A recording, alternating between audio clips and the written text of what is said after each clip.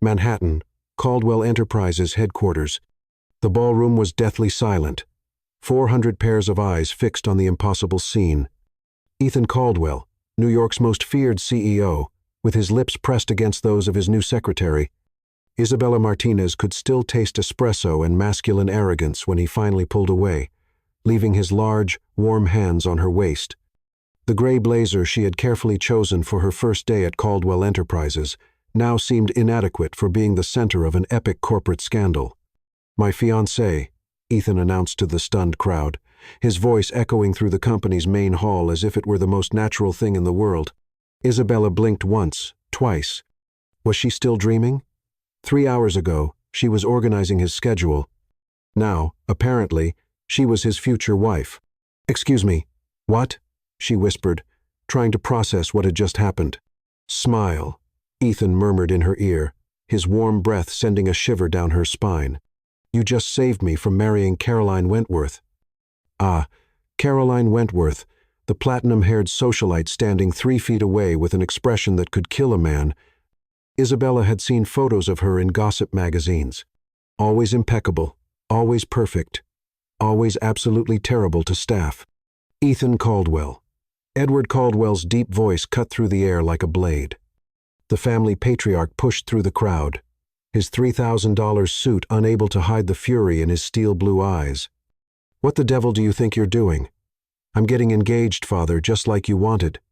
"Not with her." Edward pointed at Isabella as if she were a particularly offensive insect. "With Caroline, we had an agreement." Isabella felt blood rush to her face. "Not with her." As if she were some kind of trash Ethan had found on the street. She wasn't a Wentworth, true, but she had graduated magna cum laude from Harvard Business School and had worked at 3 of New York's biggest consulting firms before accepting this job for reasons that now seemed questionable. "The agreement was for me to get married," Ethan said, his voice dangerously calm. Isabella had known him for only a month, but had learned to recognize that tone. It was the same one he used before firing someone or destroying a competitor. "You didn't specify to whom." Caroline finally found her voice, which came out as a high-pitched screech. "This is ridiculous. I won't tolerate being humiliated by us." She looked Isabella up and down.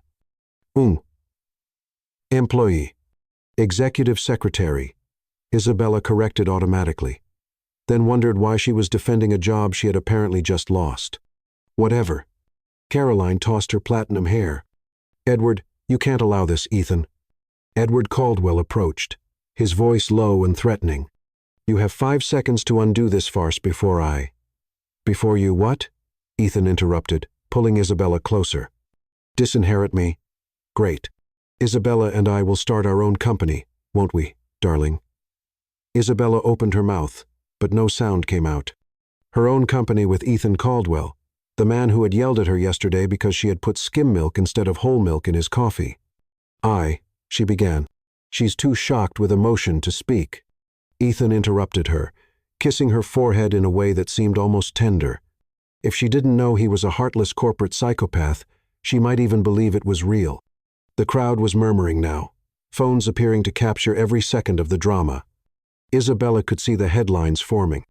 "Billionaire rejects socialite for secretary," or "The Caldwell scandal that shook Wall Street." "This isn't over," Edward hissed. "You have 1 week to undo this farce, or I'll cut all your trust funds, and you'll be out of the company." "Perfect." Ethan smiled, but it was a shark smile. 1 week is all we need to plan the wedding." Isabella choked. Wedding? Had she agreed to a wedding? Edward Caldwell stormed out, Caroline following him like an indignant poodle. The crowd slowly dispersed, still whispering and glancing in their direction. When they were finally alone in the ballroom, Isabella turned to Ethan with blazing eyes. "Are you completely insane?" she exploded. "You can't just kiss me and announce we're engaged without asking me first. I don't even like you." Ethan blinked, genuinely surprised. "You don't like me? You yelled at me because I used blue pens instead of black ones. Blue doesn't match the company's visual identity. You made me work until 2 in the morning because you wanted me to reorganize your contacts by astrological sign. And you did an excellent job. I discovered I shouldn't do business with Geminis." Isabella stared at him. Was he serious? Ethan, you realize you just put me at the center of a scandal that will probably ruin my career, right? For a moment, something like guilt passed through his eyes, but it was so quick she almost missed it. Isabella, he said, his voice softer than she had ever heard. I know it was hasty. Hasty? You think it was hasty? But I'll make it up to you. Anything you want. Money. A new position at any company of your choice. A house. I don't want your things, Isabella interrupted. I want my life back. The life where I'm not a tabloid headline. Ethan ran his hand through his dark hair, messing it up. Suddenly, he no longer looked like the ruthless CEO.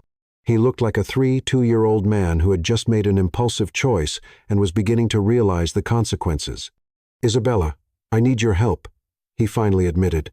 If I marry Caroline, my life is over. She already has plans to turn Caldwell Enterprises into a cosmetics company. She wants to fire half the employees and move production overseas. Isabella crossed her arms. And what does that have to do with me? 1 week. Give me 1 week to convince my father that we're a real couple. After that, we can discover that we're incompatible and end the engagement amicably. And what do I get out of this? Ethan smiled, and this time it was his genuine smile. The one she had seen only a few times when he thought no one was looking. $500,000 and a recommendation letter that will guarantee you any job you want. Isabella felt her heart race. $500,000. She could pay off her student loans, help her mother with the mortgage, maybe even start the business she had always dreamed of. 1 week, she said slowly. 1 week. Ground rules. No kissing without prior warning. Agreed. Nothing to make me look stupid in front of people. I would never do that. And when this is over, you never speak to me again. Ethan hesitated for a moment, something strange crossing his face. If that's what you want. Isabella extended her hand. Then we have a deal, Mr. Caldwell. He shook her hand, his long fingers wrapping around hers for a moment, longer than necessary. We have a deal, Miss Martinez. Or should I say, future Mrs. Caldwell? Isabella laughed, despite herself. Don't even think about it. As they walked together toward the elevators, Isabella couldn't help but think she had just made the most insane deal of her life. 1 week pretending to be Ethan Caldwell's fiancée. What could go wrong? Spoiler. Absolutely everything. Ethan's penthouse, Upper East Side, 647A. M. Isabella stared at the marble ceiling of what had to be the most expensive guest bedroom in Manhattan, wondering how her life had become a romantic comedy cliché in less than 24 hours. The Egyptian cotton sheets probably cost more than her monthly rent, and the view of Central Park from the floor-to-ceiling windows was so breathtaking it felt almost insulting. Her phone buzzed with the 17th text from her best friend, Lila. Girl, page 6 has a photo of you and Ethan Caldwell. Your front page news. Call me, or I'm staging an intervention. Isabella groaned and pulled a pillow over her face. Page 6. Of course. She was probably being dissected by every gossip blogger in the city right now. A soft knock interrupted her spiral of doom. Isabella. Ethan's voice came through the door. I have coffee and croissants and possibly a solution to our first problem. She wrapped herself in the silk robe he'd provided, because apparently even his guest bathrobes were luxury items, and opened the door. Ethan stood there in perfectly pressed slacks and a white button-down, looking like he'd stepped out of a men's fashion magazine. His dark hair was still slightly damp from the shower, and he smelled like expensive cologne and confidence. It was thoroughly annoying how attractive he looked at 7, 0-inch the morning. What's the first problem? She asked, accepting the coffee cup. It was perfectly prepared, 1 sugar, splash of cream, exactly how she liked it, which was disturbing because she'd never told him how she took her coffee. The media wants an engagement story. My publicist is having a breakdown. My father's lawyers are circling like vultures, and Caroline apparently gave an exclusive interview to Manhattan Elite magazine, claiming I've had a nervous breakdown. Isabella nearly choked on her coffee. A nervous breakdown? Her exact quote was that I'm clearly suffering from a psychotic episode brought on by the pressures of modern masculinity and an unhealthy obsession with my secretary. Well, She's not entirely wrong about the obsession part. Isabella paused, coffee cup halfway to her lips. I'm not obsessed with you. You reorganized my entire workspace because you didn't like how I arranged my staplers. Organization increases productivity. You bought me a specific brand of pens because you said my handwriting looked better with them. It did look better, Isabella. You once called me at midnight to ask if I thought your tie was too blue for a morning meeting. He was quiet for a moment, then set his coffee down with a slightly sheepish expression. Okay, I may be detail-oriented when it comes to my work environment. Is that what we're calling it? Before he could respond, his phone rang. He glanced at the screen, and his entire demeanor shifted. Edward Caldwell. He answered with cold professionalism. Yes, Father, I saw the articles. No, I'm not having a breakdown. She's right here. Would you like to speak to her? Isabella's eyes widened, and she frantically shook her head. Ethan smirked and put the phone on speaker. Isabella, darling, he said loudly. My father would like to meet with us this morning at the company with the board of directors. Isabella stared at him in horror. The board of directors. She wasn't prepared for this. She hadn't even agreed to meet his father, let alone perform for the most powerful business executives in New York. Tell him we'll be there in an hour, Ethan continued, watching her face with obvious amusement. I can hear you, Ethan. Edward Caldwell's voice crackled through the phone. Miss Martinez, I hope you understand the gravity of this situation. My son's impulsive behavior has put our company's reputation at risk. Isabella found her voice, partly from indignation. With all due respect, Mr. Caldwell, your son is a grown man capable of making his own decisions about his personal life. Dead silence on the other end of the line. Ethan's eyebrows shot up, and he looked at her with something that might have been admiration. I see, Edward finally said, his voice dangerously quiet. Well then, Miss Martinez, I look forward to our meeting. I'm sure you'll have many interesting perspectives to share. The line went dead. Did I just make it worse? Isabella asked. You just told Edward Caldwell that his opinion doesn't matter, Ethan said, and he was definitely smiling now. In 30 years, I don't think anyone has ever done that. Great. So now he really hates me. Oh, he hated you the moment I kissed you, but now he respects you, which is infinitely more dangerous. Isabella sat down heavily on the pristine white sofa. Ethan, I can't do this. I don't know how to be engaged to someone. I don't know how to convince your father we're in love. I barely know how to convince myself I don't want to strangle you most of the time. Ethan sat down beside her, close enough that she could feel the warmth radiating from his body. Isabella, look at me. She turned to face him, surprised by the gentleness in his voice.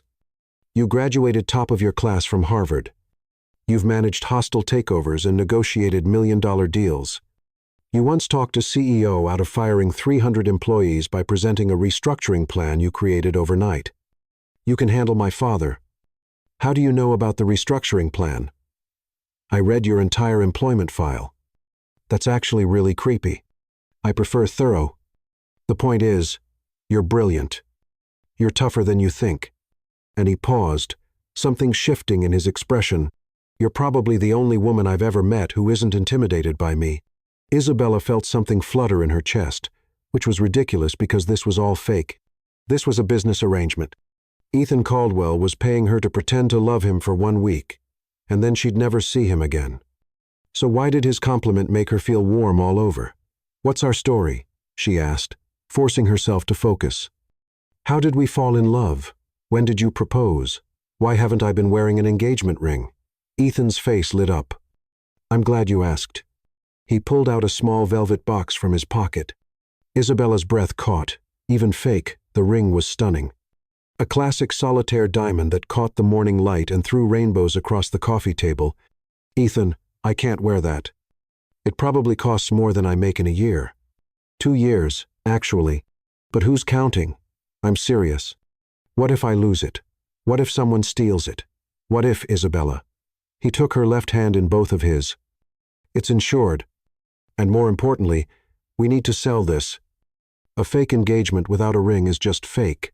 His hands were warm and slightly calloused, which surprised her. She'd expected them to be soft, like the hands of someone who'd never done real work. but there were small scars on his knuckles, and his palms had a roughness that spoke of something other than boardroom battles. "How did you get these scars?" she asked without thinking. Ethan looked down at their joined hands, his thumb unconsciously tracing her knuckles. "I used to restore classic cars in college. Therapy, my mother called it. A way to work with my hands instead of just my brain." "Your mother?" His expression shuddered immediately. "She died when I was 22. Cancer. I'm sorry. She would have liked you," he said quietly. "She always said I needed someone who would call me on my nonsense." For a moment, the fake engagement didn't feel fake at all. It felt real and intimate and dangerous in a way that made Isabella's heart race. Then Ethan cleared his throat, and the moment passed. "So, our story. We've been secretly dating for 3 months. I proposed last weekend during a private dinner at Le Bernardin. You haven't been wearing the ring because we wanted to keep it quiet until we could tell our families." 3 months? But I've only worked for you for 1 month. We met when you were still at McKinsey. I hired you because I was already falling for you." Isabella blinked. "That's actually kind of romantic. I have my moments." She slipped the ring onto her finger, and it fit perfectly. Of course it did. Ethan Caldwell probably had her ring size investigated, along with her employment history. "How did you know my size?" "Lucky guess," he said. But his ears turned slightly red.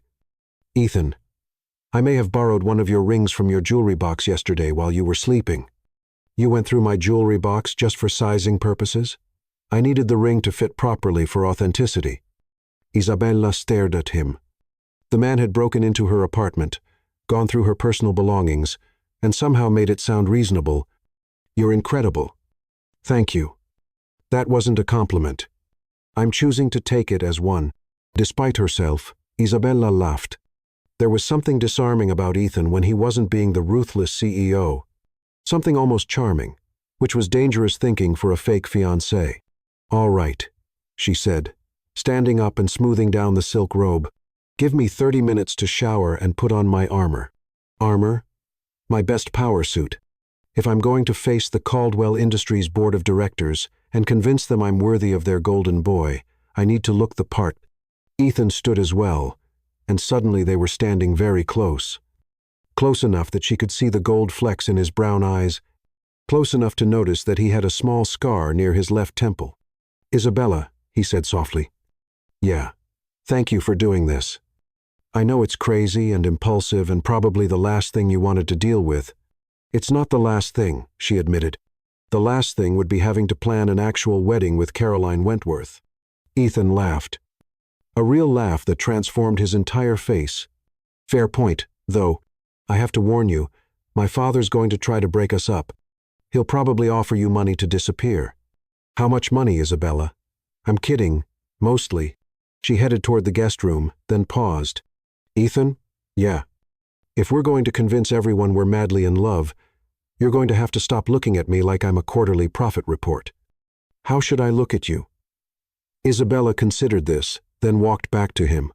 She reached up and cupped his face with both hands, studying his expression. "Like this matters," she said quietly. "Like losing me would actually hurt." For a split second, something raw and vulnerable flashed in his eyes. Something that made her wonder if maybe, just maybe, he wasn't entirely acting either. Then he stepped back, and the moment was gone. 1 week, he reminded her. 1 week, she agreed. But as Isabella headed to the shower, she couldn't shake the feeling that 1 week was either going to be nowhere near enough time or far too much. Caldwell Enterprises boardroom, 47th floor, 9:15 a.m. Isabella had faced hostile boardrooms before, but nothing had prepared her for the Caldwell Industries executive conference room. 12 of New York's most powerful business leaders sat around a mahogany table that probably cost more than most people's cars. Their expressions ranging from skeptical to openly hostile. Edward Caldwell sat at the head of the table like a king holding court, his steel-gray eyes fixed on Isabella with the intensity of a predator sizing up prey. To his right sat Caroline Wentworth, who had somehow managed to secure an invitation and was currently shooting daggers at Isabella with her perfectly lined eyes. "Ladies and gentlemen," Edward began, his voice carrying the authority of someone who'd never been told no. "I've called this emergency meeting to address the situation that occurred yesterday at our company celebration." Ethan squeezed Isabella's hand under the table, a gesture that was supposed to be reassuring but only reminded her that 12 millionaires were about to dissect her relationship like a quarterly earnings report. "As you all know," Edward continued, "my son has announced his engagement to Miss Martinez, his secretary." "Executive secretary," Isabella interrupted, then immediately regretted it when 12 pairs of eyes swiveled toward her. Edward smiled, but it was the smile of a shark who just smelled blood. "Of course, executive secretary, how presumptuous of me to minimize your credentials." The way he said credentials made it sound like a dirty word. Ethan's jaw tightened. "Father, Isabella graduated magna cum laude from Harvard Business School. She's worked at McKinsey, Bain, and Goldman Sachs. Her credentials are impeccable." "Oh, I'm sure they are," Caroline chimed in, her voice dripping with false sweetness. "But credentials don't necessarily translate to suitability for our family, do they, Edward?" Isabella felt heat rise in her cheeks. She'd known this was coming, but actually sitting here while they discussed her worthiness like she was a racehorse, up for auction, was more humiliating than she'd expected. "With all due respect," Isabella said, her voice steady despite the adrenaline coursing through her veins, "I didn't realize I was applying for a position in your family, Mr. Caldwell. I thought I was just marrying the man I love." The word love hung in the air like a challenge. "Love?" Edward repeated as if tasting something unpleasant. "How quaint. Ethan, you'll forgive me if I find the timing of this great love affair somewhat convenient. Yesterday morning, you were engaged to Caroline. Yesterday afternoon, you were engaged to your secretary. That's quite an emotional transformation in the span of a few hours." "Actually," Ethan said, his voice dangerously calm, "Isabella and I have been seeing each other for 3 months. We kept it private out of respect for professional boundaries." "3 months?" Caroline scoffed. "Isn't that interesting? Considering you and I had dinner together just last week, and you certainly didn't mention being in love with someone else." Isabella's stomach dropped. She hadn't known about a recent dinner with Caroline. That wasn't part of their story. Ethan didn't miss a beat. "Caroline, you and I have had many dinners over the years as family friends. That doesn't mean I discussed my private relationships with you." "Private relationships." Eleanor Bradshaw, the board's oldest member, leaned forward. "Mr. Caldwell, you understand that as the future CEO of this company, your personal relationships are very much our business. This engagement affects our stock price, our public image, and our corporate partnerships, especially our partnership with Wentworth Industries," added Henry Liu, the CFO. "Caroline's father has invested heavily in our expansion plans." Isabella could feel the walls closing in. This wasn't just about her and Ethan anymore. This was about money and power and corporate alliances that she'd never even considered. "I think," Caroline said, standing gracefully, "that we should give Ethan some time to reconsider. Clearly, he's been under tremendous pressure lately, and people make impulsive decisions when they're stressed." "I'm not stressed," Ethan said sharply. "And I'm not reconsidering anything, Ethan." Edward's voice carried a warning. "Let's be practical. Miss Martinez is lovely, I'm sure, but she's not one of us. She doesn't understand our world, our responsibilities, our expectations." Isabella had had enough. "You're right," she said, standing up so suddenly that her chair rolled backward. "I don't understand your world. I don't understand how you can sit around a table and discuss human beings like business acquisitions. I don't understand how you can try to arrange your son's marriage like it's a corporate merger. And I definitely don't understand how you can stand there and act like my background somehow makes me unworthy of basic respect." The room was dead silent. "But here's what I do understand," Isabella continued, her voice gaining strength. "I understand profit margins and market analysis and strategic planning. I understand that your company's stock has dropped 12% in the past 6 months because your expansion into Asian markets has been a disaster. I understand that 3 of your major clients are considering jumping ship because your customer service ratings are the worst they've been in 5 years." Edward Caldwell's face was turning an interesting shade of purple. "I also understand," Isabella pressed on, "that Ethan has increased productivity in every department he's managed by an average of 32%. that his innovations in supply chain management saved this company $14 million last year, and that if you force him out, your competitors will be lining up to hire him before his resignation letter hits your desk. She turned to look at Ethan, who was staring at her with an expression of complete amazement. So, with all due respect, Mr. Caldwell, maybe the question shouldn't be whether I'm good enough for your family. Maybe it should be whether your family is good enough for him. Isabella grabbed her purse and headed for the door. If you'll excuse me, I have work to do. Ethan, I'll be in your office when you're finished here. She walked out with her head held high, leaving behind a room full of stunned executives and one very smug-looking fake fiancé. Ethan's office, 20 minutes later. Isabella was pacing behind Ethan's desk when he finally appeared, closing the door carefully behind him. That, he said, was either the most brilliant thing I've ever witnessed or the most suicidal.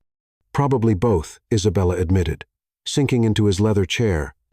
I just told off your father and the entire board of directors. I'm pretty sure I just ended both our careers. Actually, Ethan said, moving to stand in front of his desk, you just did something no one has done in 20 years. What's that? You made my father speechless. Isabella looked up at him. Is that good or bad? With Edward Caldwell, it's definitely good. He respects people who fight back, even if he'd never admit it. Ethan perched on the edge of his desk, close enough that Isabella could smell his cologne. Where did all that come from? The stock prices, the client retention rates, the productivity statistics. Isabella shrugged. I read everything. Industry reports, internal memos, financial statements. If I'm going to pretend to be your fiancé, I need to understand your business well enough to defend it. You researched my company for a fake engagement. I research everything, Ethan. It's what I do. He was quiet for a moment, studying her face. You know, when I first hired you, I thought you were just exceptionally organized. And now I think you might be smarter than I am. Isabella felt that dangerous flutter in her chest again. Don't sound so surprised.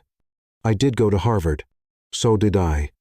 That doesn't mean I could walk into a hostile boardroom and systematically dismantle every argument against me, using nothing but memorized statistics and righteous indignation. You forgot devastating good looks and impeccable fashion sense. Ethan laughed. Right. How could I forget those crucial business assets? Isabella stood up, suddenly needing some distance. Being this close to Ethan when he was being charming and complimentary was dangerous for someone who was supposed to be pretending to love him. So, what happens now? She asked. Did I just make things better or worse? Honestly, I have no idea. But Caroline looked like she wanted to murder you, and my father looked impressed, which is more than he's looked at me in years.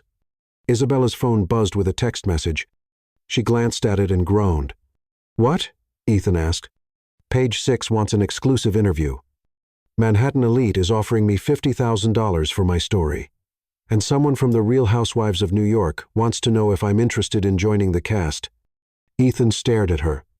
The Real Housewives want you? Apparently, I'm now famous for being your mystery fiancé. There are already memes about me on Instagram. Memes? Isabella showed him her phone.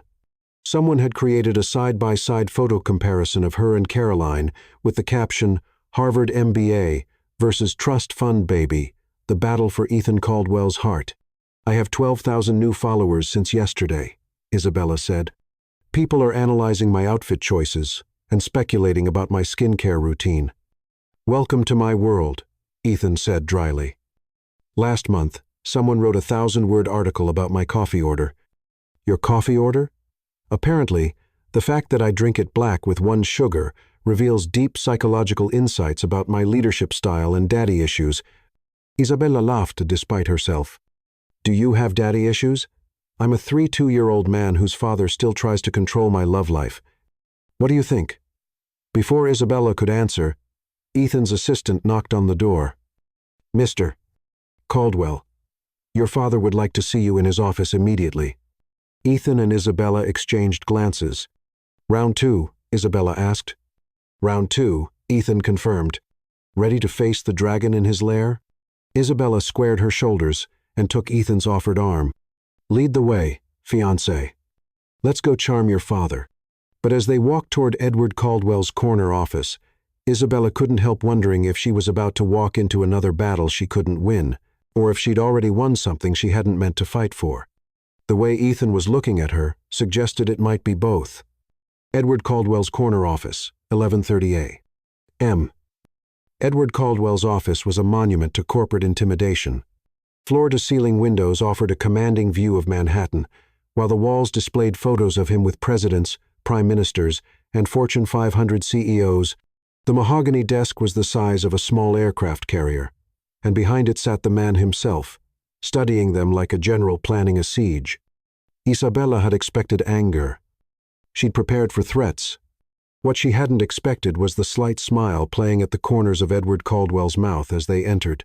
"Sit," he commanded, gesturing to the leather chairs facing his desk. Ethan remained standing, moving to position himself slightly in front of Isabella, in a protective gesture that seemed completely unconscious. Isabella found herself oddly touched by it, even though she knew it was probably just part of their performance. "That was quite a display in the boardroom, Miss Martinez," Edward began, leaning back in his chair. "Tell me, was that rehearsed, or do you always attack people who question your motives?" "I don't attack people," Isabella replied evenly. "I respond to them. And when someone questions my character based on my bank account instead of my qualifications, I tend to respond assertively." "Assertively," Edward repeated as if savoring the word. "Is that what we're calling it, Father?" Ethan's voice carried a warning edge. Isabella was defending herself against some pretty unfair accusations. Unfair? Edward stood and moved to the windows, his hands clasped behind his back. "Ethan, your fiancée just accused me of trying to arrange your marriage like a business transaction." "Aren't you?" Isabella asked before Ethan could respond. The question hung in the air like a challenge. Edward turned from the window, his steel-gray eyes fixed on Isabella with an intensity that made her feel like a bug under a microscope. "Miss Martinez, do you have any idea what it means to run a family business?" "I have some idea, yes. Do you understand the responsibility that comes with managing not just a company, but a legacy? The weight of knowing that thousands of families depend on the decisions you make every day." Isabella felt Ethan tense beside her, but she kept her focus on Edward. "I understand responsibility, Mr. Caldwell. What I don't understand is how arranging your son's marriage protects that legacy." Edward smiled then, a real smile that transformed his entire face. "Excellent question, Ethan. Your fiancée is smarter than the last 3 women you dated combined." "The last 3 women I dated were your choices," Ethan pointed out dryly. "Exactly my point." Edward moved back to his desk but remained standing. "Miss Martinez, I've been trying to find Ethan a suitable wife for 10 years. Do you know why?" Isabella shook her head, though she suspected she wasn't going to like the answer. "Because he's terrible at it," Edward continued. "Absolutely hopeless.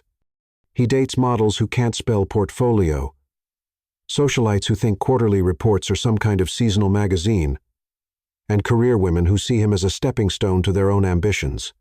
"I'm right here," Ethan interrupted. "Yes, you are. And you're about to marry a woman who just proved she understands this business better than half my board of directors." Edward's gaze shifted to Isabella. "Which brings me to my real question, Miss Martinez. What do you want?" "I'm sorry? It's a simple question. What do you want from this engagement?" "Money, social status, a position in the company?" "Everyone wants something from the Caldwell family. The only question is whether they're honest about it." Isabella felt the weight of both men's attention on her. This was the moment of truth, and she realized that her answer would determine not just the success of their fake engagement, but possibly Ethan's relationship with his father. "I want Ethan to be happy," she said finally. Edward raised an eyebrow. "That's it? That's it?" "Not money. I have my own money. Not status. I have my own career. Not power." Isabella considered this more carefully. "I want the power to protect the people I care about. Beyond that, power for its own sake has never interested me." Edward studied her for a long moment, then moved to a cabinet and pulled out a bottle of what looked like very expensive whiskey. "It's noon somewhere," he said, pouring 3 glasses. "Miss Martinez, you're either the most honest woman I've ever met or the most sophisticated liar. I prefer to think of myself as refreshingly direct. Edward handed her a glass, then one to Ethan. To refreshing directness, he said, raising his whiskey in a toast. And to my son's continued ability to surprise me. They drank, and Isabella tried not to cough as the whiskey burned its way down her throat. It tasted like it cost more than her car. Now then. Edward settled back into his chair. Let's discuss the practical matters. If you're going to be part of this family, there are certain expectations, such as Isabella asked, public appearances, charity events, board meetings, where your presence would be beneficial. The Caldwell family has obligations to the community. And as Ethan's wife, you'll be expected to fulfill them. Isabella felt a flutter of panic. Wife. They were talking about her as if the engagement was real, as if she was actually going to marry Ethan Caldwell and become part of this corporate dynasty. I think we're getting ahead of ourselves, she said carefully. Ethan and I are still figuring out our timeline. Are you? Edward's smile was sharp. Because according to the Manhattan Business Journal, you're planning a Christmas wedding quite soon, considering it's already October. Isabella's blood turned to ice. What? Ethan pulled out his phone, his face growing pale as he scrolled. Someone leaked our wedding plans to the press, he said grimly. They're saying we've already booked the plaza for the 23rd of December. That's impossible, Isabella protested.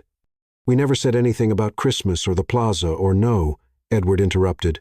But Caroline did. The room fell silent, except for the sound of Manhattan traffic, 47 floors below. Caroline? Ethan's voice was dangerously quiet. She gave an interview to Manhattan Business Journal this morning. Very generous of her. Actually, she said she was so happy for you both that she wanted to help with the planning. She's already contacted several vendors on your behalf. Isabella felt like she was going to be sick. She's forcing our hand, she realized. If we don't get married by Christmas, it'll look like the engagement was fake. Very astute, Edward agreed. Caroline always was clever, vindictive, but clever. Ethan was staring at his phone screen like it had personally betrayed him. She's already told town and country that Isabella will be wearing her grandmother's dress. She's given quotes about how romantic it is that I'm marrying my secretary. She's even suggested menu options for the reception. I'm going to kill her, Isabella said flatly. Get in line, Ethan muttered. Edward laughed. Actually laughed. You two are more entertaining than anything that's happened in this office in years, he said. But Caroline has put you in quite a position. Either you get married in 2 months, or you admit the engagement was a publicity stunt. So, what do we do? Isabella asked, though she was afraid she already knew the answer. You have 3 options, Edward said, ticking them off on his fingers. First, you can call off the engagement now and deal with the media fallout. Ethan will be portrayed as unstable. You'll be painted as a gold digger who couldn't handle the pressure, and the company's stock will probably drop another 5%. What's the second option? Ethan asked. You can get married as planned and stay married for at least a year, long enough to convince everyone it was real. Then divorce quietly and amicably. Isabella's heart was pounding so hard, she was sure both men could hear it. And the third option? Edward's smile was positively wicked. You could actually fall in love with each other and make this whole charade real. Isabella felt heat flood her cheeks. That's not. We're not. This is a business arrangement. Isn't it? Edward looked between them with obvious amusement. Ethan, in 32 years, I've never seen you look at a woman the way you've been looking at Miss Martinez for the past hour. I haven't been looking at her any particular way. You've been looking at her like she's the most fascinating thing in the room. You moved to protect her the moment we walked in. You've been unconsciously mirroring her body language, and you haven't checked your phone once since you sat down. Which is practically a medical miracle. Ethan's face was turning red. And Miss Martinez, Edward continued, you've been defending Ethan like he's actually your fiancé, not your employer. You've been sitting forward every time I challenge him. You keep glancing at him for approval, even though you clearly don't need it. And you're wearing his ring like it actually means something to you. Isabella looked down at the engagement ring, which she'd been unconsciously turning on her finger.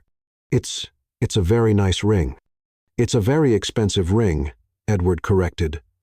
But that's not why you keep touching it. The silence stretched between them, heavy with implications that Isabella wasn't ready to examine. "So," Edward said finally, "what's it going to be? Call off the engagement? Get married and divorced? Or take a chance on something real?" Before either of them could answer, Edward's assistant knocked on the door. "Mr. Caldwell, I'm sorry to interrupt, but there's a situation." "What kind of situation?" Edward called. "There are reporters in the lobby, sir. About 30 of them. And someone has set up a live television broadcast outside the building." Isabella's stomach dropped to her shoes. "A live broadcast? Channel 7 News, sir. They're doing a special report on the secretary who stole a billionaire's heart. They're interviewing people on the street about whether they think the engagement is real." Edward looked delighted. "Well, this is unexpected. It seems your little romance has captured the public imagination." Ethan stood abruptly. "We need to get out of here. Isabella, do you have somewhere you can stay for a few days? Somewhere the press won't find you?" Isabella tried to think. Her apartment would be swarmed by now. Her friend Lila's place was too obvious. Her mother's house in Connecticut was 3 hours away, but probably not far enough. "She'll stay at the Hamptons' house," Edward announced. "The Hamptons' house?" Isabella repeated. "The family estate. Completely private, excellent security, and far enough from the city to give you both time to figure out your next move." "We can't just disappear," Ethan protested. "That'll make it look like we're hiding something." "You are hiding something," Edward pointed out. "The question is whether you want to keep hiding it or whether you want to figure out what it actually is." Isabella's phone started buzzing incessantly. "My mother," she said, staring at the screen. "My mother is calling. She never calls during the day unless someone's dead or dying." "Answer it," Ethan said gently. Isabella swiped to accept the call. "Mom, Isabella Maria Martinez." Her mother's voice was so loud that both Ethan and Edward could hear every word. "What is this I'm seeing on the television? You're engaged to a billionaire, and I had to find out from Channel 7 News? Mom, I can explain." "You better explain." "Mrs. Garcia from next door just called to tell me my daughter is on the television kissing some rich boy. And I told her she was crazy because my Isabella would never keep something like that from her mother." Isabella closed her eyes. "Mom, it's complicated." "Complicated? Love is not complicated. Either you love this boy or you don't. Is he good to you? Does he make you happy? Does he have a job?" Despite everything, Isabella found herself smiling. "He has a job, Mom." "Good, because handsome doesn't pay the bills. When do I meet him? When is the wedding? Why didn't you tell me you were dating someone? I raised you better than this." "Isabella." "Mrs. Martinez." Edward stepped forward and gently took the phone from Isabella's hand. "This is Edward Caldwell, Ethan's father." Isabella watched in horror as Edward Caldwell, corporate titan and ruthless businessman, was about to meet her mother over the phone. "Mrs. Martinez, I want you to know that your daughter is a remarkable young woman, and my son is very lucky to have her." There was a pause. "You're the boy's father?" "Yes, ma'am." "Is your son good to my Isabella?" Edward looked at Ethan, then at Isabella, who was frantically shaking her head. "Mrs. Martinez, your daughter has my son completely wrapped around her little finger. I've never seen him happier." "Good. 'Cause if he hurts her, I don't care how much money he has. I will drive up there and teach him some manners." "I have no doubt you would, ma'am. And I would help you." Isabella stared at Edward in amazement. He was actually charming her mother. "Mrs. Martinez, would you like to meet Ethan? He's right here. Put him on." Edward handed the phone to Ethan, who looked like he was about to face a firing squad. "Hello, Mrs. Martinez. You listen to me, young man. My Isabella is the smartest, kindest, most beautiful girl in the world. She deserves to be treated like a queen. You understand?" "Yes, ma'am. Absolutely. You make her cry, I make you cry. You break her heart, I break your legs. Are we clear?" Ethan looked at Isabella, who was covering her face with her hands in embarrassment. Crystal clear. Mrs. Martinez. And ma'am, you raised an amazing daughter. I promise I'll take good care of her. There was another pause. I like you, Isabella's mother announced. You sound respectful. When is the wedding? Ethan looked helplessly at Isabella. Soon, Mrs. Martinez. Very soon.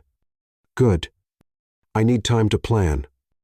Isabella, you bring this boy home for dinner this weekend. I want to meet him properly. Mom, no arguments, this weekend, and tell him I'm making my famous mole. If he doesn't like my mole, the engagement is off. The line went dead. The three of them stood in Edward's office, staring at the phone. Well, Edward said finally, I think that settles it. Settles what? Isabella asked weakly. You're going to Connecticut this weekend to meet your future mother-in-law. And after that performance, I'm beginning to think option 3 might be your best choice. Option 3? Ethan asked. Actually falling in love with each other, Edward reminded them, because unless I'm very much mistaken, you're already halfway there. Isabella looked at Ethan. Ethan looked at Isabella.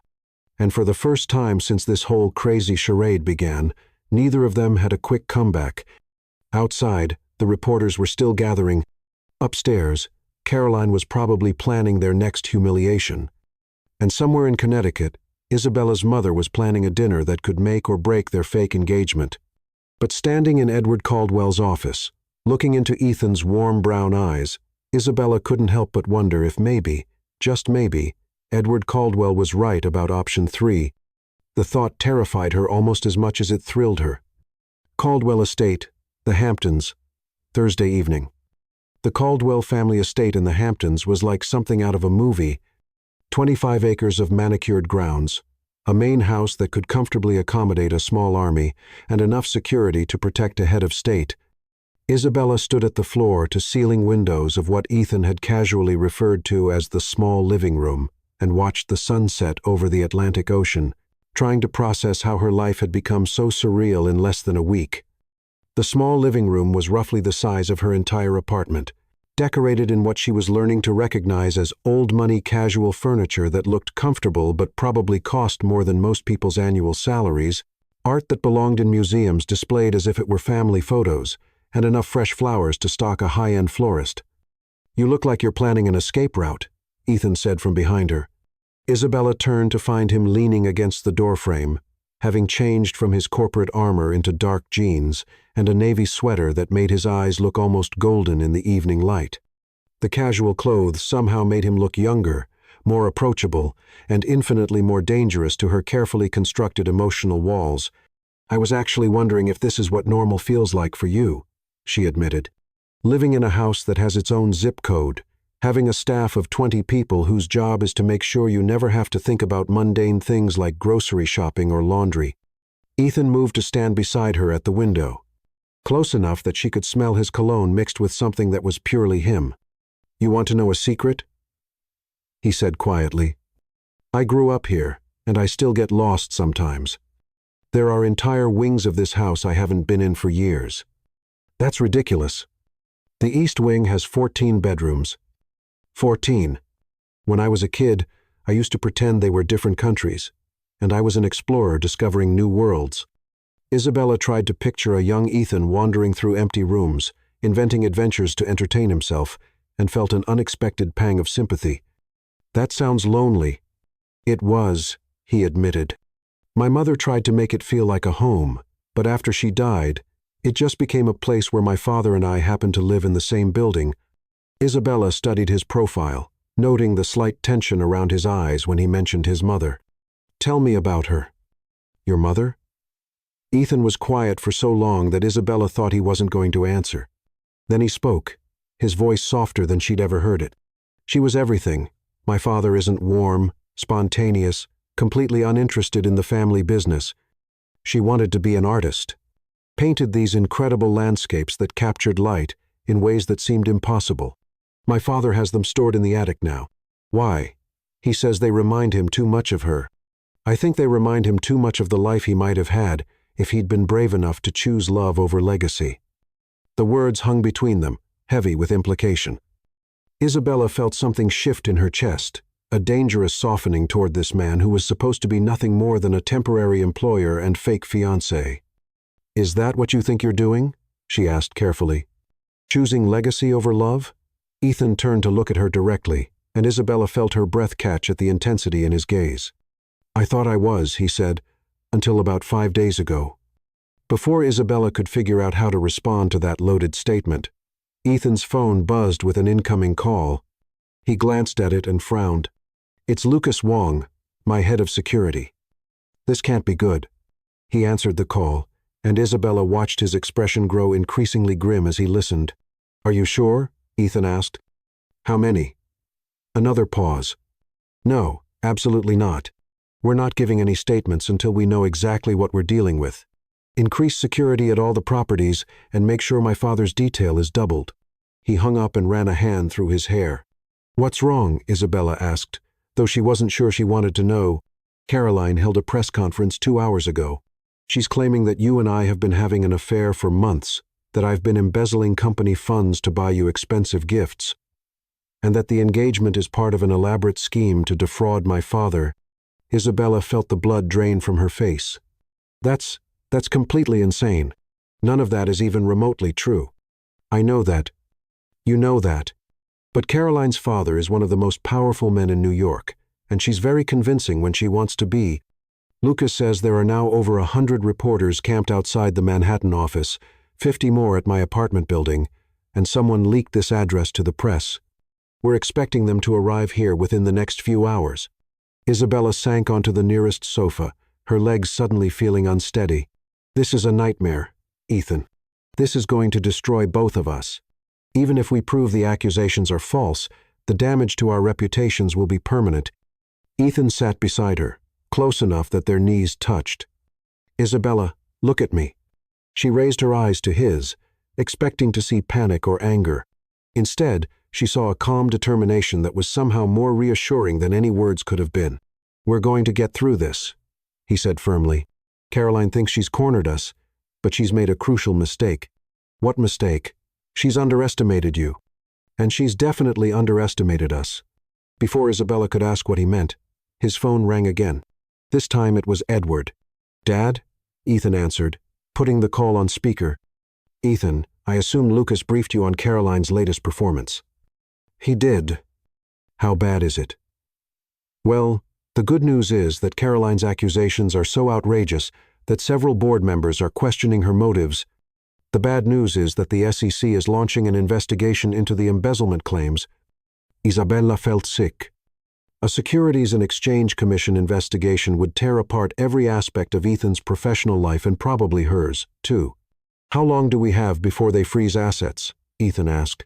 48 hours, maybe 72 if our lawyers can stall." "But Ethan, there's something else you need to know." Edward's voice carried a gravity that made Isabella's stomach clench with dread. Caroline's team has been digging into Isabella's background. They've contacted her previous employers, her landlord, even her college roommates.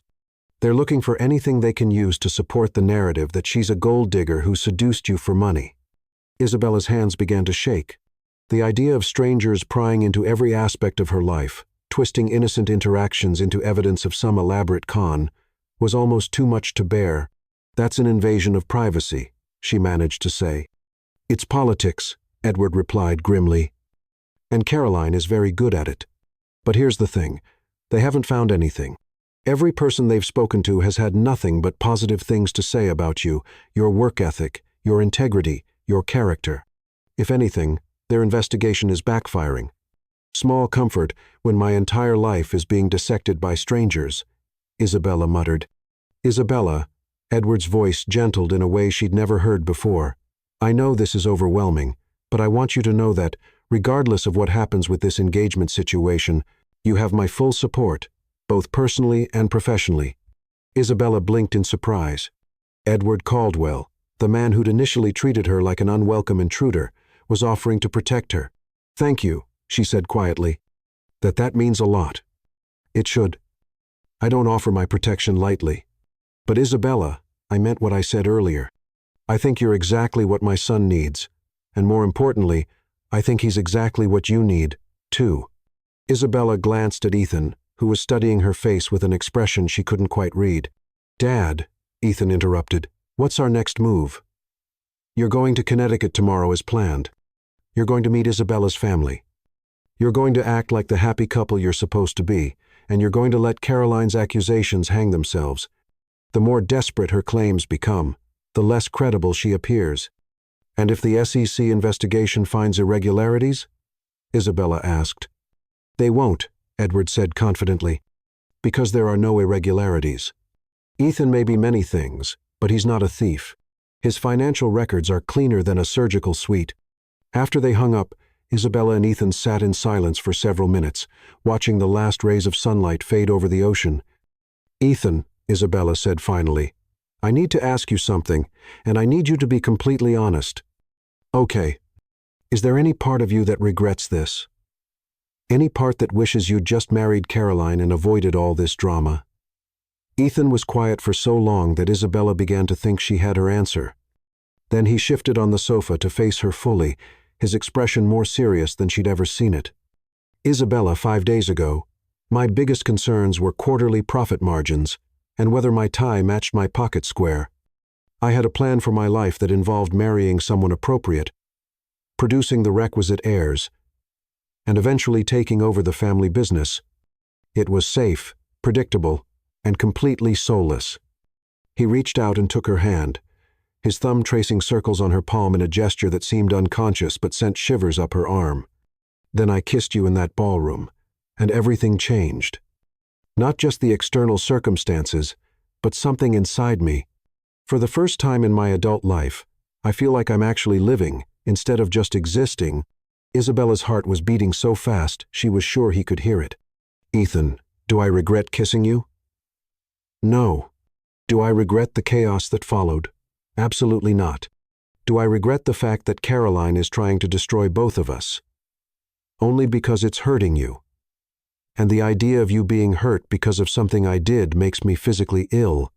Isabella stared at him, trying to process what he was saying. "You realize this complicates everything, right?"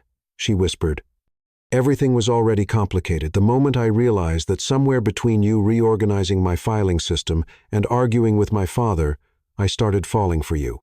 The words hit Isabella like a physical blow, not because they were unwelcome, but because they perfectly articulated what she'd been trying not to acknowledge about her own feelings. "We can't," she started. "Can't what?" "Can't fall in love. This was supposed to be business. A week of pretending, then we go our separate ways. Clean, simple, uncomplicated." Ethan smiled, but it was a sad smile. "Isabella, when has anything about us been clean, simple, or uncomplicated?" Before she could answer, her phone rang. The display showed her mother's contact photo, a candid shot of her laughing while making tamales last Christmas. "I should take this," Isabella said, grateful for the interruption. Her emotional walls were crumbling faster than she could rebuild them, and Ethan's proximity was making it impossible to think clearly. "Mom," she answered. "Mija, thank goodness. I've been trying to call you for hours." "Mrs. Garcia showed me the news on her computer. They're saying terrible things about you on the internet." Isabella closed her eyes. Of course, her mother had seen the accusations. "Mom, none of it is true. You know me better than that." "Of course, I know you better than that. You think I raised a daughter who would chase after men for money. But Mija, these people, they're saying you're a—" Her mother's voice dropped to a whisper. "A gold digger." "I know, Mom. We're handling it. Good, because I already called your tia Carmen, and she's calling her friend who works at that Spanish-language news station. We're going to tell them the real story about my Isabella." Isabella's blood pressure spiked. "Mom, no. Please don't talk to any reporters. It'll just make things worse." "Worse? How can it be worse? They're attacking my daughter's character. No one attacks my family without consequences."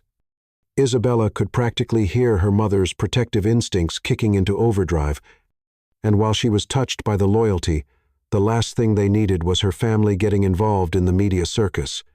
"Mom, listen to me very carefully. I need you to promise me that you won't talk to any reporters, no matter how nice they seem or how much they say they want to help. Can you promise me that?" There was a pause. Isabella, are you in some kind of trouble? Real trouble? Isabella looked at Ethan, who was watching her with concern evident in his eyes. It's complicated, Mom. But I'm safe, and I'm not alone. Ethan is taking care of me. Put him on the phone. Mom, put him on the phone. Isabella. Now. Isabella handed Ethan her phone with an apologetic look. Mrs. Martinez. Ethan's voice was gentle and respectful. Isabella could hear her mother's rapid-fire Spanish through the phone, but couldn't make out the words. Ethan listened intently, occasionally responding with, "Yes, ma'am," or "I understand." Finally, her mother switched back to English. "You listen to me, young man. My Isabella is the strongest person I know, but right now, she needs someone to protect her. Can you do that?" "Yes, ma'am. I promise you I won't let anyone hurt her." "Good, because if you fail, you'll answer to me. And mijo, I may be small, but I am fierce when it comes to my daughter." "I have no doubt about that, Mrs. Martinez. And ma'am, I need you to know that your daughter is the most remarkable woman I've ever met. She's brilliant and brave, and completely capable of taking care of herself. But you're right. She shouldn't have to face this alone." There was a long pause. Then Isabella heard her mother's voice soften. "I like you more every time we talk. You see my Isabella, the way I see her." "She's pretty hard to miss," Ethan said, his eyes meeting Isabella's across the sofa. After a few more minutes of conversation, Ethan handed the phone back to Isabella. "Your mother wants to talk to you." "Mija," her mother's voice was warm but firm. "I like this boy. He speaks about you the way a man should speak about the woman he loves. Mom, no arguments. You bring him home this weekend, like we planned. I want to meet him properly, and I want to feed him my mole and see if he's worthy of my daughter. The reporters. Let them come. I'll show them what happens when they mess with the Martinez family." Despite everything, Isabella found herself smiling. "I love you, Mom. I love you too, Mia. And Isabella, don't let these people make you doubt yourself. You are good enough for any man, billionaire or not. If he's smart enough to see that, he gets to keep you. If not, he doesn't deserve you anyway." After they hung up, Isabella sat back against the sofa cushions and closed her eyes. "Your mother is terrifying," Ethan observed, "in the best possible way. She's going to grill you like a criminal suspect this weekend. I'm looking forward to it." Isabella opened her eyes to find Ethan watching her with an expression of such tenderness that it made her chest ache. "Why?" she asked. "Because she raised you." And he hesitated, then seemed to make a decision. "Because I want her approval. Not for the fake engagement, but for me, for us, for whatever this is becoming." Isabella felt her carefully constructed defenses finally crumble completely. Sitting in this gorgeous house with reporters about to descend on them like vultures, facing accusations that could destroy both their careers, she realized that she was falling for Ethan Caldwell in the most inconvenient way possible. "Ethan," she said quietly, "what happens if we can't untangle the fake from the real? What happens if, when all this is over, we don't want to walk away from each other?" He moved closer, close enough that she could see the gold flecks in his brown eyes, close enough to count the faint freckles across his nose that she'd never noticed before. "Then, we don't walk away," he said simply. "We figure out how to make it work. We deal with the media. We handle Caroline. We convince everyone that this crazy thing between us is worth fighting for. And if it doesn't work, if we try for real and fail—" Ethan cupped her face in his hands, his thumbs brushing across her cheekbones. "Then at least we'll know we tried. At least we'll know we were brave enough to choose love over safety." Isabella searched his eyes, looking for any sign of doubt or hesitation. Instead, she found only warmth and determination and something that looked remarkably like love. "This is crazy," she whispered. "Completely insane," he agreed. "We've known each other for 5 days. Best 5 days of my life, Isabella." He silenced her with a kiss that was nothing like the performance they'd put on in the ballroom. This kiss was soft and questioning, an invitation rather than a demand. Isabella felt herself melting into him, her hands fisting in his sweater as she kissed him back with 5 days' worth of suppressed longing. When they finally broke apart, both breathing hard, Ethan rested his forehead against hers. "Isabella," he said quietly, I know this is fast and crazy and completely terrifying, but I need you to know that whatever happens with the investigation or the media or Caroline's schemes, my feelings for you are real. This isn't part of the act anymore." Isabella felt tears prick at her eyes, overwhelmed by the honesty in his voice and the tenderness of his touch. "Mine too," she admitted. "My feelings are real too." They might have sat there kissing and confessing their feelings all night, but Ethan's phone buzzed with a text from Lucas Wong. "Press convoy spotted on Route 27. ETA, 45 minutes. Recommend moving to secure location." "So much for our romantic evening," Ethan said dryly. Reading the message, "Where exactly is the secure location in a house this size?" Isabella asked. Ethan smiled, and this time it was pure mischief. "Ever seen a panic room that's bigger than most New York apartments?" As they gathered their things and headed for what Ethan casually referred to as the family bunker, Isabella couldn't help but laugh at the absurdity of her situation. A week ago, her biggest concern had been whether Ethan Caldwell would notice if she used the wrong font in his correspondence. Now she was hiding from reporters in a luxury panic room, having just confessed her feelings for a man who was either going to be the love of her life or the spectacular end of her career, possibly both. But as Ethan's hand found hers in the hallway, their fingers intertwining like they belonged together, Isabella realized that for the first time in her carefully planned life, she was okay with not knowing what came next. All she knew was that she wanted to find out together. Martinez family home, Bridgeport, Connecticut. Saturday evening. Isabella stood in her childhood bedroom, staring at her reflection in the same mirror where she'd practiced her valedictorian speech 12 years ago. The girl who had dreamed of conquering the business world seemed like a stranger now. That Isabella had been so certain about her path, so confident in her 5-year plan. This Isabella was about to introduce a fake fiancé to her family while wrestling with the terrifying realization that her feelings for him had become devastatingly real. The Martinez family home was a modest 2-story colonial in a working-class neighborhood where everyone knew everyone else's business. It was the opposite of the Caldwell estate in every conceivable way. Small, loud, warm, and filled with the kind of lived-in comfort that only came from 3 generations of family memories. The walls were covered with photos spanning decades.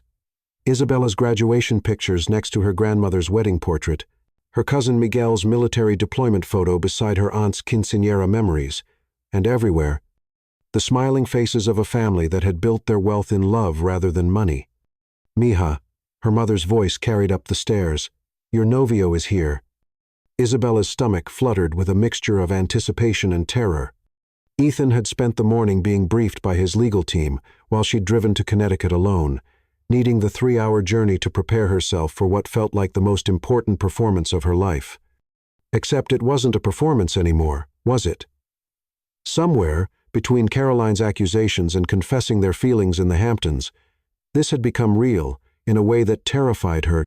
She smoothed down her emerald green dress, the one her mother had bought her for her Harvard graduation, saying, "A woman needs at least one dress that makes her feel like she can conquer the world." Tonight, she needed all the conquering confidence she could get. Ethan Caldwell was standing in her family's cramped living room, looking devastatingly handsome in dark jeans and a cream-colored sweater, and somehow managing to make the modest space seem elegant rather than small. He was listening intently to her father's enthusiastic explanation of the difference between various types of engine oil, nodding as if transmission fluid was the most fascinating topic in the world. Her father, Javier Martinez, was a man who had worked his way up from janitor to head of maintenance at the local hospital over 30 years. His hands bore the calluses of honest work, and his face carried the lines of someone who had spent decades laughing with his family and worrying about bills. He was also, Isabella knew, the best judge of character she'd ever met. And that's why you never, ever use conventional oil in a car with over 100,000 miles, her father was saying. The seals adjust to the thicker oil, and if you switch back, you'll have leaks everywhere. That makes perfect sense, Ethan replied. And Isabella could tell he was genuinely interested, not just being polite. I have a 1967 Mustang that I've been restoring, and the mechanic told me something similar about using the wrong grade oil in classic engines. Her father's eyes lit up like Christmas morning. A 2067 Mustang? Fastback or convertible? Fastback. 289 V8, 4-speed manual. I've been working on it for about 10 years whenever I can find the time. Dios mío, her father breathed. Isabella, this boy has good taste. The 2067 is the holy grail of Mustangs. Isabella descended the stairs, and Ethan's conversation with her father came to an abrupt halt. The way he looked at her like she was the most beautiful thing he'd ever seen made her pulse quicken and her cheeks warm. For a moment, she forgot they had an audience. You look incredible, Ethan said softly, moving toward her. Thank you, she managed, accepting the gentle kiss he pressed to her cheek. The gesture was chaste and appropriate for meeting the parents, but the way his hand lingered on her waist suggested depths of feeling that had nothing to do with their fake engagement. Ethan. Her mother appeared from the kitchen, wiping her hands on a dish towel. Welcome to our home. I'm Maria Martinez. Isabella watched nervously as her mother studied Ethan with the sharp-eyed assessment of a woman who had raised 3 daughters and could spot a liar from 50 paces. Maria Martinez was barely 5 feet tall, but she possessed a presence that could fill a room and a protective instinct that rivaled a mother bear's. Mrs. Martinez, Ethan said, offering a slight bow that struck exactly the right note between respectful and natural. Thank you for having me. Your home is beautiful, and something smells absolutely incredible. Mole poblano, her mother replied, but Isabella could see the pleased smile tugging at her lips. Isabella's favorite since she was little. I started cooking this morning. I've never had authentic mole before, Ethan admitted. Isabella's told me so much about your cooking that I've been looking forward to this all week. It was the perfect thing to say and completely true. Isabella had spent the drive to Connecticut telling Ethan about family dinners. Her mother's legendary mole recipe that had been passed down through 4 generations, and the way every important moment in their family was marked with food and laughter. Well, you're about to be spoiled for any other Mexican food, her father said proudly. My Maria makes the best mole in 3 states. Javier, stop bragging, her mother said, but she was glowing with pride. Come. Both of you. Dinner is ready, and I want to hear all about how you two fell in love. Isabella's stomach clenched. This was the moment she'd been dreading, having to lie to her family about the most important relationship in her life. Except as they gathered around the dining room table that had hosted every family celebration for the past 20 years, she realized that the story they were about to tell wasn't entirely a lie anymore. The dining room was a riot of warmth and color. Hand-painted plates from her grandmother's trips to Mexico, photographs covering every inch of wall space, and a table that groaned under the weight of her mother's feast. Besides the mole, there were fresh tortillas, Mexican rice, refried beans, and a salad that looked like a garden had exploded in the bowl.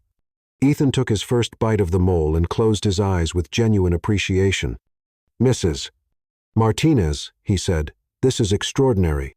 I can taste chocolate and cinnamon and something smoky, but there are flavors I can't even identify. 27 ingredients, her mother said with satisfaction. The recipe has been in my family for over 100 years. Each generation adds something new. What did you add? Maria glanced at her husband with a smile that still held traces of young love after 35 years of marriage. A touch of coffee. Javier loves coffee, so I thought, why not make the mole taste like him too? Isabella felt her heart squeeze at the casual intimacy of the gesture, the way her parents still found small ways to express their love after all these years. She caught Ethan watching her parents with something like longing and remembered what he'd told her about his own family's emotional distance. So, her father said, settling back in his chair with the satisfied air of a man about to conduct an interrogation, tell us how this romance started. Isabella has always been very private about her dating life. Isabella and Ethan exchanged glances. They'd rehearsed this story, but sitting here in her childhood dining room, surrounded by family photos and the ghosts of 1,000 honest conversations, the prepared lies felt impossible to speak. Actually, Ethan said, his voice steady, it started the day Isabella walked into my office for her job interview. Isabella blinked in surprise. That wasn't part of their script. I had interviewed dozens of candidates for the executive secretary position, Ethan continued, and they were all qualified, professional. Exactly what I thought I wanted. Then Isabella came in, and within 5 minutes, she had reorganized my filing system, pointed out 3 inefficiencies in my scheduling process, and told me that my office coffee was terrible. It was terrible, Isabella found herself saying. It tasted like it had been made with water from the Hudson River. Her parents laughed, and Isabella realized that Ethan was telling the truth, not their rehearsed story, but the actual truth about how they'd met. I hired her on the spot, Ethan said, not because she was the most qualified, but because she was the only person who had ever walked into my office and immediately made it better just by being there. That sounds like our Isabella, her mother said fondly. She's been organizing people since she could walk. When she was 5, she rearranged all my kitchen cabinets because she said they weren't efficient. And they weren't, Isabella protested. You had the plates on the top shelf where you couldn't reach them without a stepladder. So, when did you know it was more than just professional? Her father asked. And Isabella could hear the protective edge in his voice. Ethan was quiet for a moment, his fork pausing halfway to his mouth. There was a day about 3 weeks after she started working for me when I was having the worst day of my career. Everything that could go wrong had gone wrong. I was stressed, angry, taking it out on everyone around me. Most people walk on eggshells when I'm in that kind of mood. Isabella remembered that day vividly. Ethan had been like a caged tiger, snapping at anyone who dared to approach him. Isabella brought me coffee, Ethan continued, but not regular coffee. She'd somehow figured out that I was having problems with a merger deal, so she brought me research on the company we were trying to acquire. She'd done it on her own time, stayed late the night before to compile everything I needed to solve the problem. And? Her mother prompted. And when I thanked her, she said, "That's what partners do for each other." Ethan's eyes found Isabella's across the table. Partners, not boss and employee, not even friends. Partners, like we were in this together. Isabella's breath caught. She remembered saying that, remembered the way Ethan had looked at her, like she'd said something profound instead of simply obvious. That's when I knew, Ethan said quietly, that what I felt for Isabella was nothing like anything I'd felt before. She wasn't just making my work life better. She was making me better. The table was silent except for the soft clink of silverware against plates. Isabella's mother had tears in her eyes, and her father was studying Ethan with the intense focus he usually reserved for diagnosing car problems. "And you, Mija?" her mother asked. "When did you know?" Isabella looked at Ethan, sitting in her family's dining room, talking to her parents with the same respect and genuine interest he'd shown her from the very beginning. She thought about the way he'd defended her to his father, the way he'd held her hand during Caroline's accusations, the way he'd looked at her when he'd confessed his feelings in the Hamptons. "It was gradual," she said honestly. "Ethan has this reputation for being intimidating and demanding, and he can be both of those things. But he's also kind in ways that people don't see. He remembers that I don't like sugar in my coffee, but I do like cinnamon. He notices when I'm stressed and somehow always manages to give me the most interesting projects when I need a distraction." She paused, her voice growing softer. "But I think I really knew the day he told me about his mother. He was showing me some changes he wanted to make to the office, and he mentioned that his mother would have liked them because she always said offices should feel like homes, not museums. He got this look on his face, like he was seeing something beautiful and heartbreaking at the same time. That's when I realized that underneath all that corporate armor, Ethan Caldwell is just a man who misses his mother and wants to make her proud." Ethan's hand found hers on the table, his fingers intertwining with hers in a gesture that felt as natural as breathing. "She would have loved you," he said quietly. "My mother always said I needed someone who could see past the surface." Isabella's father cleared his throat, and Isabella realized that both her parents were watching them with expressions of dawning understanding. "You know," her father said slowly, "when Isabella called to tell us about the engagement, I was worried, not because of your money or your family name, but because Isabella has always been so careful with her heart. She's never brought a boy home to meet us, never talked about anyone the way she talks about you."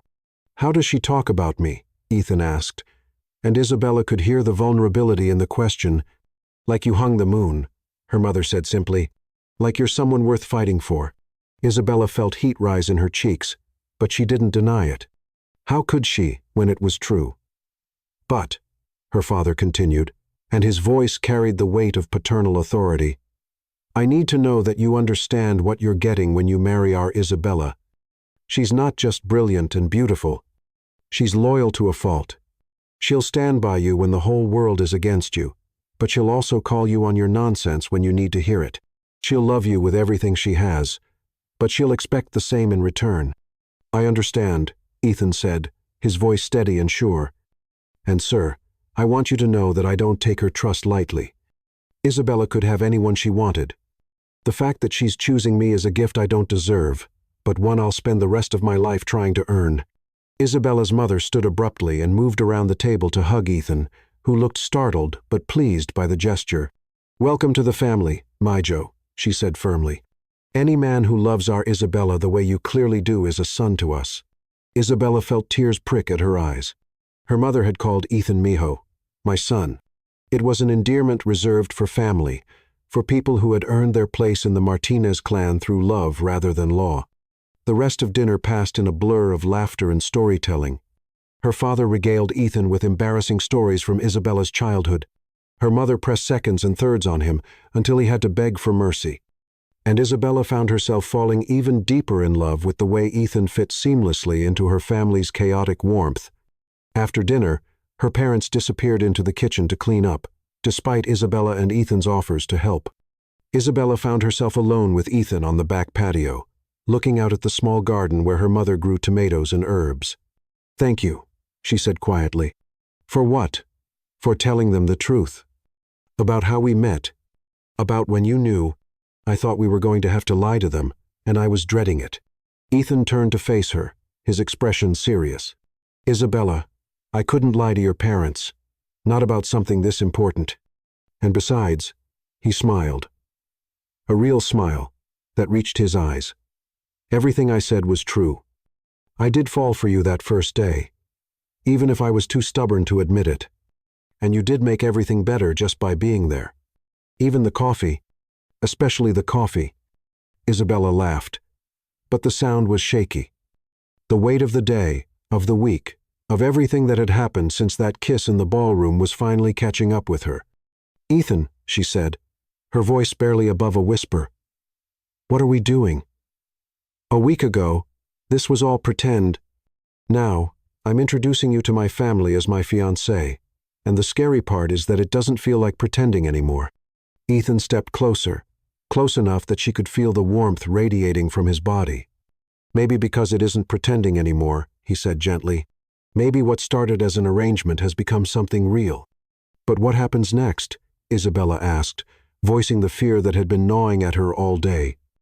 We still have Caroline's accusations to deal with, the SEC investigation, the media circus. What happens when we go back to New York and face all of that?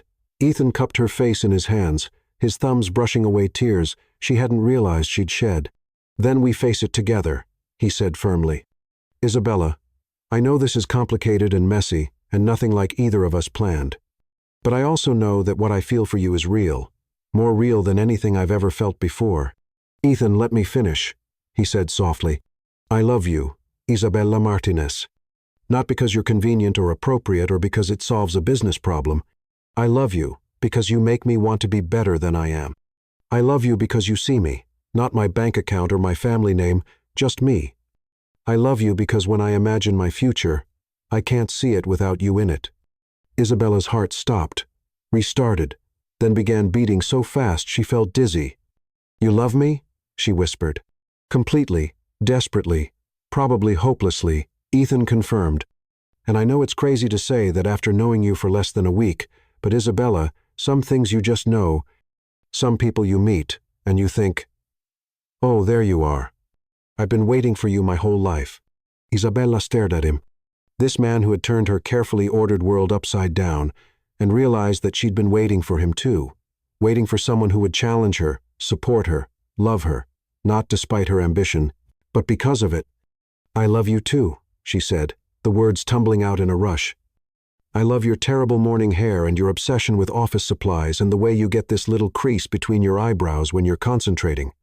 I love that you restored a car with your own hands, and that you still miss your mother, and that you were brave enough to kiss me in front of 400 people rather than marry someone you didn't love. Ethan's smile was radiant, transforming his entire face. So, what do we do now? He asked. Now?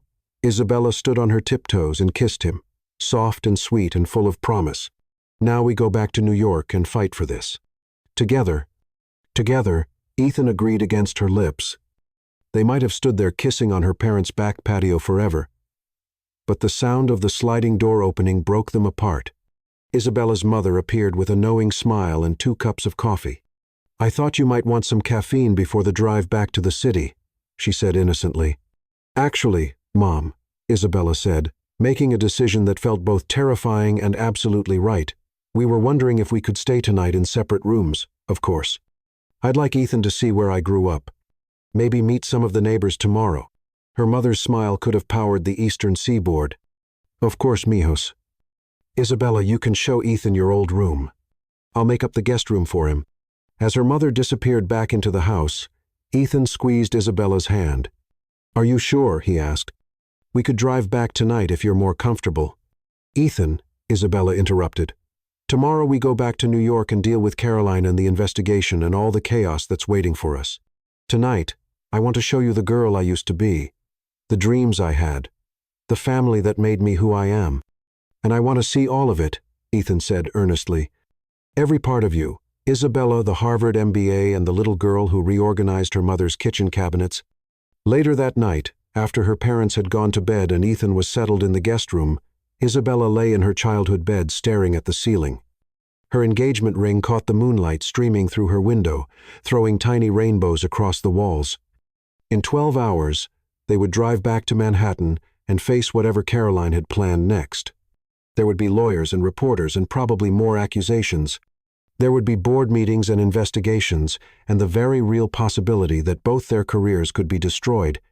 But Isabella discovered that for the first time in her life, she wasn't afraid of an uncertain future, because whatever came next, she wouldn't be facing it alone. She had Ethan. And more importantly, she had love, real, messy, complicated, absolutely terrifying love. Her phone buzzed with a text from Ethan. "Thank you for today, for your family, for trusting me with your heart, for being brave enough to let this be real. Sweet dreams, Isabella. I love you." Isabella smiled and typed back, "I love you too. Now get some sleep. Tomorrow, we conquer the world." "Together," came his immediate reply. Together, Isabella agreed and finally closed her eyes. Outside her window, the Connecticut suburbs slept peacefully, unaware that in a modest colonial house on Maple Street, 2 people had just decided to bet everything on love. It was either going to be the best decision they'd ever made or the most spectacular disaster in Caldwell family history. Isabella was betting on the former. Epilogue. 1 year later, the page 6 headline read, "Caldwell's Secretary, From Fake Fiancée to Real CEO." Isabella Caldwell, she was still getting used to the name, sat in the corner office that had once belonged to Caroline Wentworth's father, reading the article while sipping coffee that was absolutely perfect. 1 sugar, splash of cream, prepared by her husband of 6 months. The SEC investigation had cleared both her and Ethan of any wrongdoing, but not before Caroline's schemes had spectacularly backfired. Turns out, when you falsely accuse someone of embezzlement, the authorities tend to look very closely at your own financial records. Caroline was currently serving 18 months for securities fraud and conspiracy, while her father had been forced to sell Wentworth Industries to avoid bankruptcy. Caldwell Enterprises, meanwhile, had its most profitable year in company history. Funny how things worked out when you promoted people based on merit instead of social connections. "Mrs. Caldwell." Ethan appeared in her doorway, looking devastating in a navy suit and the tie she'd bought him for his birthday. "Ready for lunch?" "Where are we going?" Isabella asked, standing and smoothing down her emerald green dress. "Somewhere special," Ethan said mysteriously, helping her into her coat. "I promise you'll like it." 20 minutes later, they were standing in the ballroom where they'd first kissed, now decorated for the Caldwell Enterprises annual charity gala. Isabella looked around the space where their whole adventure had begun, marveling at how much had changed. "Remember what you said to me that first day?" Ethan asked, pulling her into his arms for a slow dance to music only they could hear. "Which part?" "I said a lot of things that first day. You said that sometimes the most important decisions we make are the ones we make without thinking." Isabella smiled, remembering. "I also said you were completely insane." "You weren't wrong," Ethan admitted, spinning her around the empty dance floor. But sometimes insanity is just another word for love. Is that your professional opinion, Mr. Caldwell? That's my expert opinion, Mrs. Caldwell, based on extensive research and personal experience. Isabella laughed and kissed her husband in the same spot where they'd first kissed a year ago. Some stories, she reflected, had the most unexpected beginnings, but the best ones had the most perfect endings. The end.